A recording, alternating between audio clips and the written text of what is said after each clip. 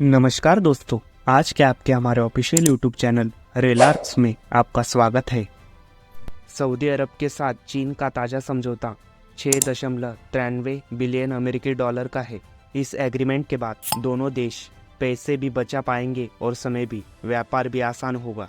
यह दो देशों के बीच एक वित्तीय समझौता है जिसमें दोनों देश अपनी करेंसी का एक्सचेंज रेट और अन्य चीज़ें कुछ समय के लिए तय कर लेते हैं, फिर उसी के मुताबिक लेन देन आगे चलता है। मीडिया रिपोर्ट में यह दावा किया गया है कि यह समझौता 6.93 बिलियन अमेरिकी डॉलर का हुआ है।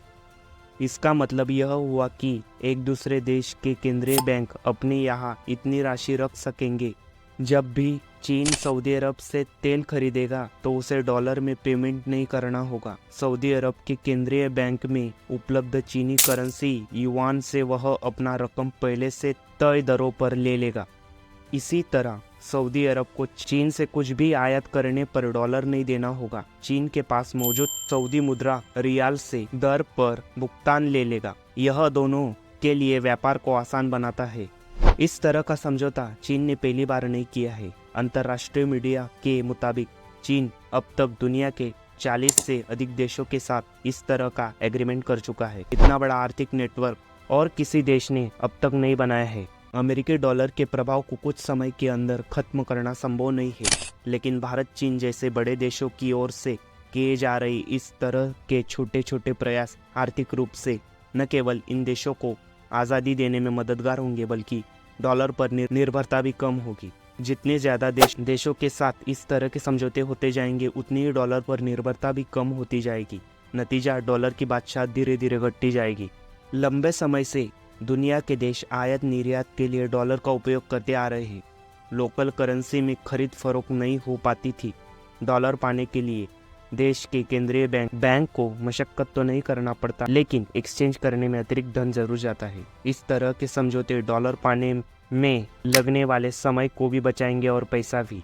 हाल के वर्षों में यह प्रचलन तेजी से बढ़ रहा है। इसी कड़ी में सऊदी अरब, चीन, भारत, श्रीलंका जैसे समझौते सामने आ रहे हैं। हाल ही के वर्षों में भारत ने भी डॉलर पर निर्भरता कम करने की ओर ध्यान दिया है। अब तक 23 देशों के साथ समझौता दूसरा बड़ा नेटवर्क भारत ने ही बनाया है। भारत ने सबसे पहले उन देशों के साथ इस समझौते को आगे बढ़ाने पर जोर दिया जहां से व्यापार घाटा ज़्यादा है। मतलब उन देशों से आयात ज़्यादा और निर्यात बहुत कम होता है। ज़्यादा आयात की स्थिति में ज़्यादा डॉलर का इंतजाम करना पड़ता है। इस समझौते के बाद भारत रुपए में भुगतान कर पा रहा है।